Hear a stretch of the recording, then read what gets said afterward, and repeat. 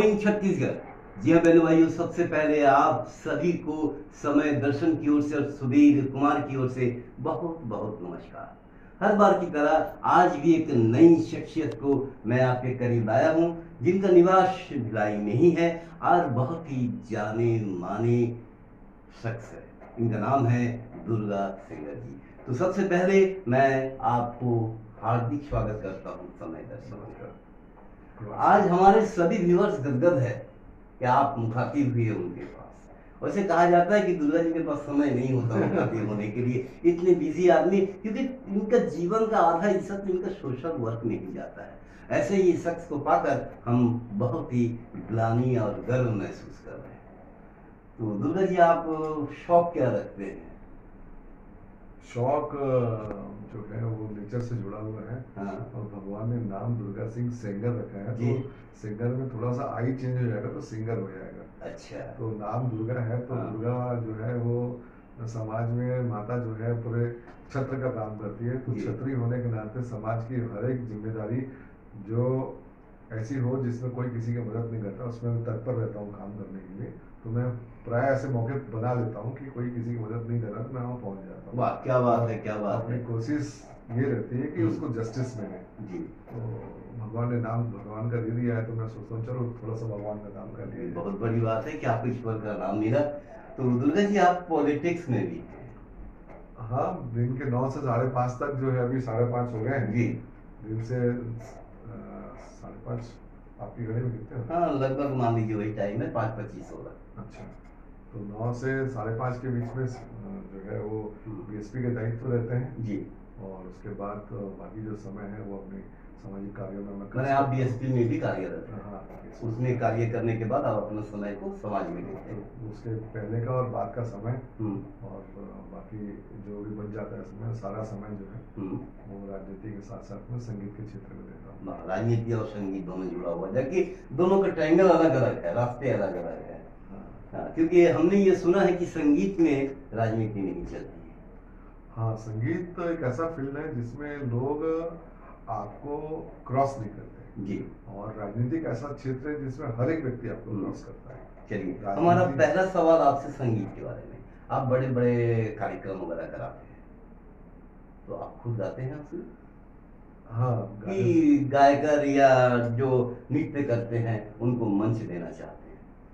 शुरुआत में तो खुद की गायकी से जुनून आया इस क्षेत्र में। उसके बाद धीरे धीरे जैसे जैसे कारवां बढ़ता गया तो हमने खुद के बजाय दूसरों पर केंद्रित किया अपने ध्यान को। और युवा और खासकर जो ऐसे तबका जो संगीत में शौक रखता है लेकिन मंच नहीं मिलता, ऐसे लोगों को मंच में ला के तैयार करके अच्छा। और फिर उसको साल में 2 बार उनको मौका देते हैं बड़े मंच में शिरकत करने का। अच्छा। पूरा सिखा के। अच्छा। और ये कितने साल से कर रहे हैं सर? ये इस कार्यक्रम का 18वां वर्ष है। 2006 से यात्रा शुरू हुई थी और अभी 18वां वर्ष में प्रवेश कर लिया हमारी। और अभी तक आपने 18 साल में कितने कार्यक्रम किए होंगे?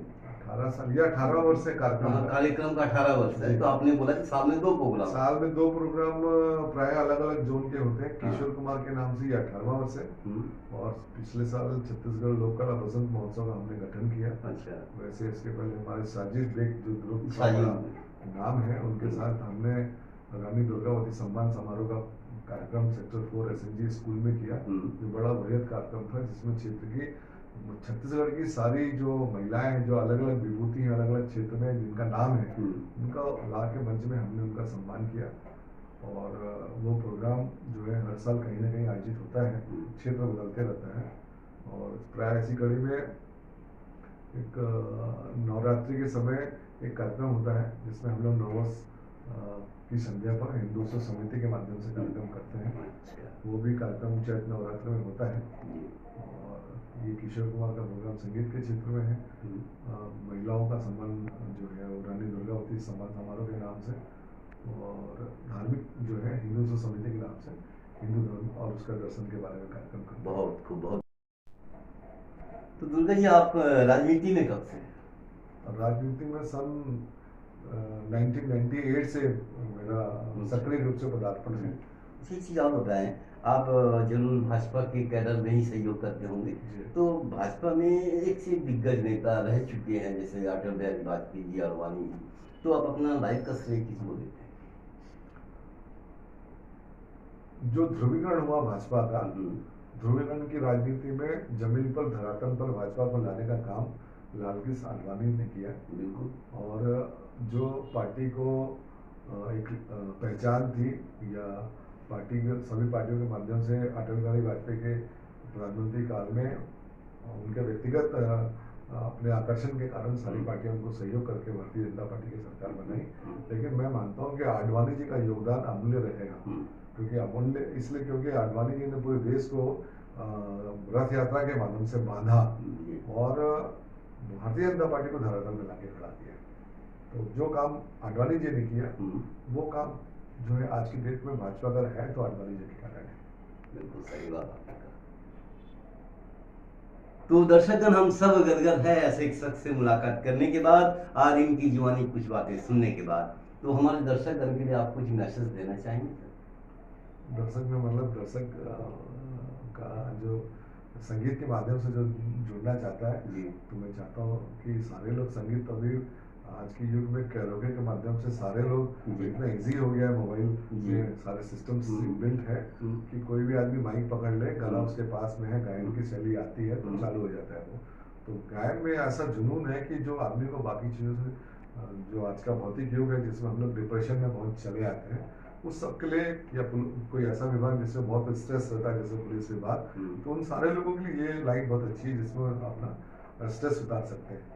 तो संगीत एक ऐसा क्षेत्र है जिसमें आपको अंदर से जो है वो भगवान आपको तैयार कर देता है कि आप इस दुनिया का मुकाबला कर सकें। क्या बात है। तो बहन भाइयों, अब इजाजत की बारी है।